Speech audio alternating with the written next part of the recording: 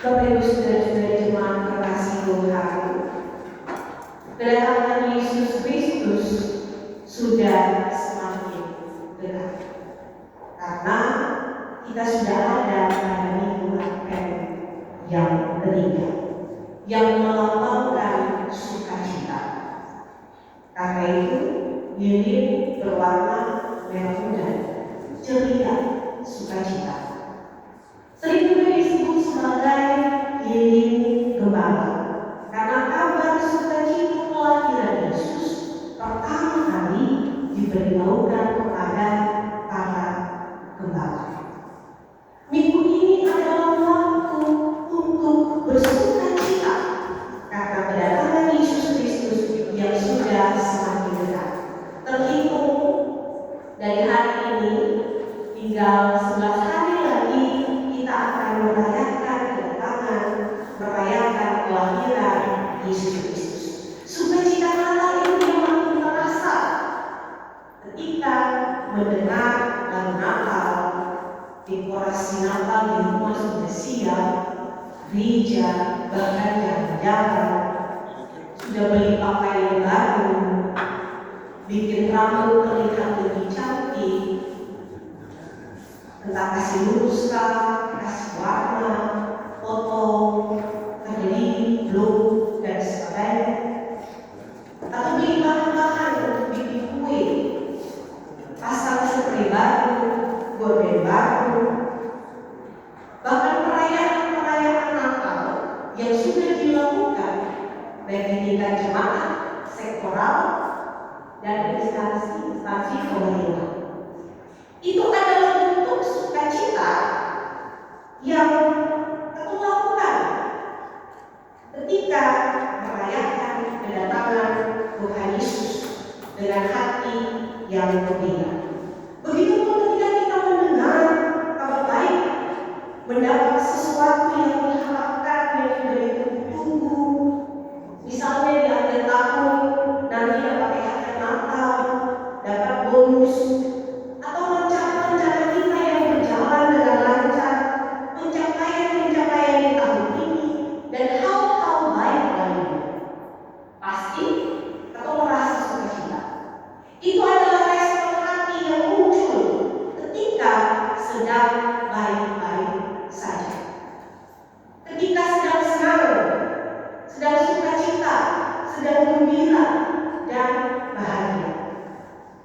Itu adalah respon hati kita ketika mendapatkan sesuatu yang baik-baik saja. Namun bagaimana jika dalam keadaan yang tidak baik-baik saja? Apakah sukacita itu masih ada? Apakah masih tetap bersukacita? Bagaimana jika dalam keadaan hidup yang tidak mudah? Atau semua masih tetap bersukacita? Bapak Ibu saudara dari jemaat, waktu kemarin kita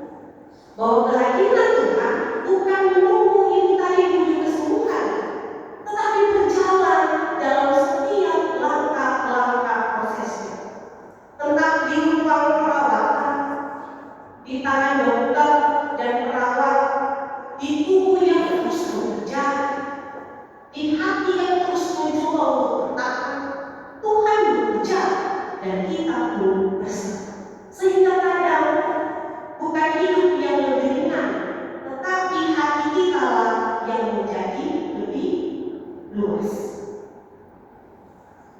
Bapak Ibu Saudara dari jemaat kasih Tuhan, itulah sukacita. Sukacita sejati, tambah kata sejati juga. Itu adalah sukacita sejati, bahwa bukan dari keadaan yang sempurna baru sukacita itu ada, tetapi dari kehadiran Allah di tengah-tengah kehidupan. Inilah yang terjadi pada Daud. Di tengah keadaan yang rumit dan tidak, ia berkata, jiwaku memuliakan Tuhan dan hatiku bergembira. Sungguh sukacita yang lahir dari iman. Mari kita menyanyikan sukacita yang berbeda dengan sukacita dunia. Sebab sukacita Maria bukan karena hidupnya yang mudah, justru sebaliknya. Dalam situasi yang cemas, dengan penderitaan dan ketidakpastian, Bapak Ibu Saudara jemaat, Maria ini adalah seorang perempuan muda. Dia tidak kaya, dia tinggal di desa kecil dan harus menghadapi risiko sosial yang berat karena kehamilannya. Dalam budaya Yahudi, itu adalah aib yang sangat besar. Namun justru Maria mengucapkan pujian kepada Tuhan ketika dia mendengar kabar malaikat bahwa dia akan mengandung Mesias. Walau dalam kondisi yang penuh ketidakpastian, namun ia bersukacita karena dia percaya bahwa Tuhan setia dan berjalan bersama-sama dalam hidupnya. Maria pun bersukacita karena ia sadar akan identitas dirinya. Ia adalah seorang hamba yang rendah. Dalam hukum Yahudi, istilah rendah ini merujuk pada orang-orang yang tidak diperhitungkan, hidupnya yang biasa-biasa saja, yang tidak menjadi pusat perhatian. Tetapi justru yang rendah inilah yang dipandang oleh Tuhan. Jadi Bapak Ibu Saudara jemaat, Tuhan itu tidak menunggu yang sempurna. Tuhan tidak menunggu semua menjadi yang sempurna baru Tuhan hadir, tidak. Tetapi Tuhan hadir kepada yang sederhana. Tuhan hadir kepada yang biasa-biasa saja dan bahkan yang dianggap kecil. Sehingga sukacita apa ini bukan dari apa yang kita punya, tetapi dari siapa yang memandang kita. Datang Bapak Ibu Saudara jemaat. Datang dengan setiap kekurangan kita kepada Tuhan. Datang dengan setiap luka. Datang dengan setiap ketidaksempurnaan. Sebab lewat itu semua Allah menjadikannya sebagai tempat dia berada. Bapak Ibu Saudara jemaat, dari Januari sampai Desember ini banyak tantangan hidup, banyak pergumulan hidup. Siapa di sini yang bisa bilang kalau kita sih ada tantangan dalam tahun? Siapa di sini yang bisa bilang bahwa kita sih ada pergumulan di tahun ini? Kita rasa sih, sebab kita semua punya tantangan, kita semua punya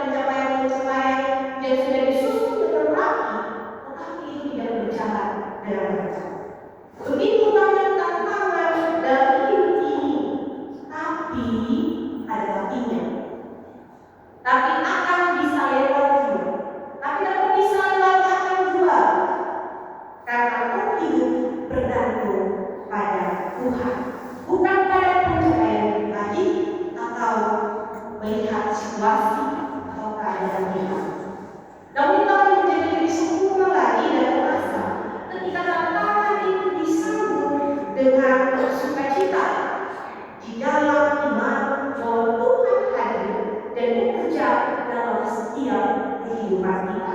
Bahkan di dalam kesulitan sekalipun, sehingga kita tidak larut-larut dalam keputusasaan, kita tidak larut dalam kesedihan, kita tidak larut dalam membanding-bandingkan diri dengan orang lain, sebab Tuhan berjalan bersama-sama dengan kehidupan kita. Apapun yang nyata saat ini saya tidak Bapak Ibu Saudara terima kasih bisa bangun, mandi, siap, datang ke gereja. Itu adalah bukti bahwa Tuhan masih bersama-sama dengan setiap kehidupan kita. Sehingga hidup ini, masalah, pergumulan, tantangan, cobaan, kita harus melihatnya sebagai satu kesempatan untuk menjadi saksi iman, menjadi pertumbuhan iman, dan menjadi sumber pengharapan bagi orang lain. Bapak Saudara jemaat, kita berpikir di rumah sakit itu lihat banyak hal. Kalau ada perawat di sini pasti tahu. Begitu banyak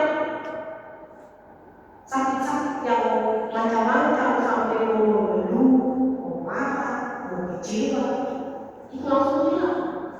Sebab ternyata masih ada orang yang lebih menderita, masih ada orang yang punya beban hidup yang lebih berat daripada itu.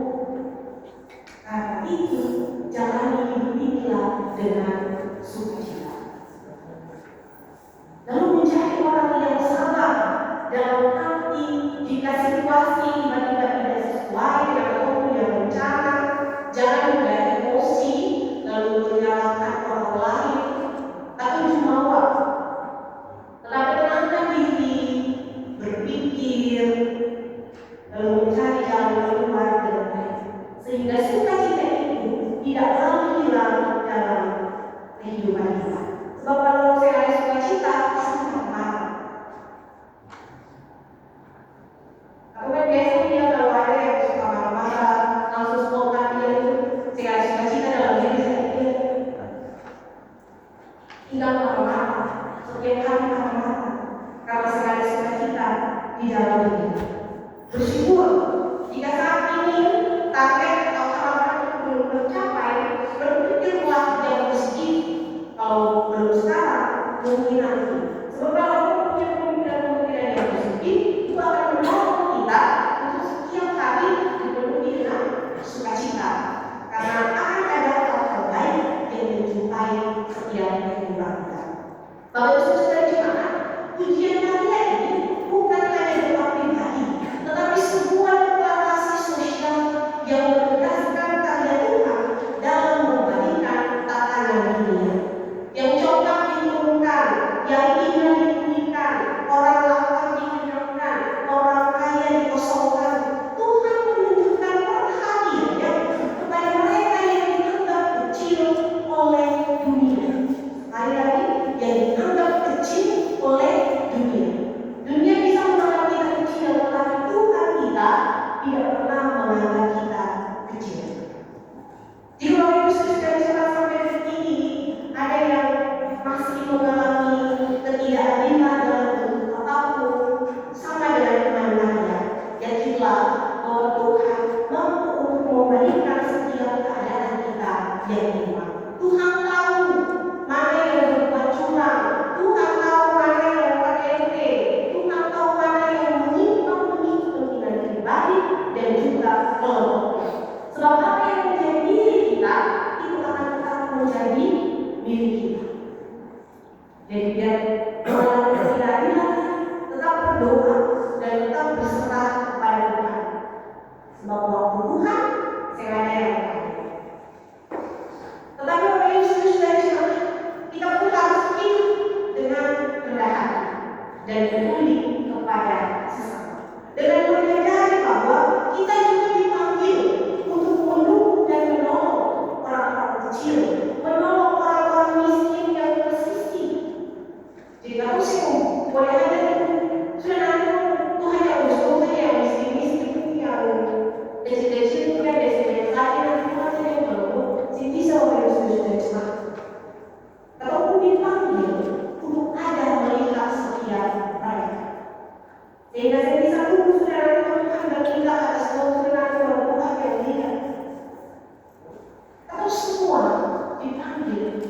melihat setiap mereka.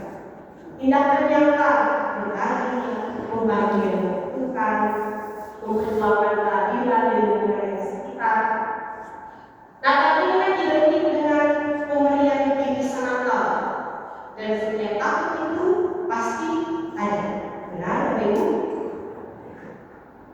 Semoga bingkisan Natal itu tidak hanya ada pada saat perayaan-perayaan, tetapi itu juga ada dalam setiap rutinitas kita, tiap-tiap hari kita, sebagai bentuk ungkapan syukur atas dana Tuhan akan setiap kehidupan kita, sehingga kita perlu membagi data bagi orang-orang yang membutuhkan. Mungkin apa ini ada Bapak Ibu yang potong rambut pendek, rambut itu bisa disumbangkan pada bekasi-bekasi kita yang melintaskan. Mungkin bagi kita rambut itu sudah habis lalu buang, tetapi rambut itu adalah sebuah hadiah, adalah sebuah harapan bagi mereka. Berdiri di depan kaca, bila sesuai rambut lagi, botak. Rambut-rambut yang Bapak Ibu sumbang donasikan itu akan dibuat menjadi kulit, sehingga mereka bisa memakainya, sehingga mereka pakai tetap merasa bahwa kita punya mahkota ada. Itu mungkin bisa menjadi sebuah hal kecil yang bisa Bapak Ibu lakukan, atau dengan cara-cara lain yang ada dalam kehidupan Bapak Ibu saudara-saudara. Firman Tuhan bilang yang menetapkan barang yang baik pada orang lapar dan orang kaya disuruhnya pergi dengan tangan hampa. Ini bukan kecaman terhadap kekayaan, melainkan kritik terhadap kebergantungan pada diri sendiri, kebergantungan pada kesombongan, dan penolakan atas belas kasihan Tuhan. Jadi Tuhan memperlihatkan kedaulatannya berpihak pada orang yang rendah hati, tetapi bukan berarti lalu orang lain itu disingkirkan. Itu tidak. Tapi semua pun harus hidup kaya. Tapi ketika sudah mengalami kekayaan, sudah merasakan kelimpahan dalam hidup, maka kita juga harus tahu bagaimana menggunakan kelimpahan itu dengan baik. Karena itu, sukacita akan memanggil kita untuk ikut menghadirkan keadilan, bukan hanya tahu terima berkat, tapi saya tahu bagi berkat. Sebab itulah kesetiaan Tuhan dalam setiap kehidupan kita, dan kesetiaan Tuhan terhadap janjinya. Maria menyampaikannya, menuntutnya dengan nyanyian yang mengikat. Janji dari Abraham janji Tuhan kepada Abraham atas setiap keturunannya itu pun dinyanyikan oleh Maria pada penutup nyanyiannya. Yang pertama, percaya dan bersandar pada kesetiaan Tuhan, percaya bahwa Tuhan selalu setia pada janji-janji. Meskipun janji tampak tertunda, kadang hidup ini sulit, tetapi janji Tuhan selalu setia dan benar. Meyakini bahwa Tuhan yang sama yang menepati janji atas Abraham, Tuhan yang sama pun akan menepati janjinya atas kehidupan oleh saudara-saudara jemaat. Dan menerima setiap kehendak Tuhan, setiap keputusan Tuhan dengan kerendahan. Dan bersukacitalah, serahkanlah setiap kehidupan kita kepada Tuhan. Selamat menjalani hidup di sukacita ini dengan hati yang penuh syukur, dengan keberanian berpihak pada yang lemah, dengan terus berpengharapan pada setiap janji. Seperti Maria katakan, maka semua muda harus katakan bahwa jiwa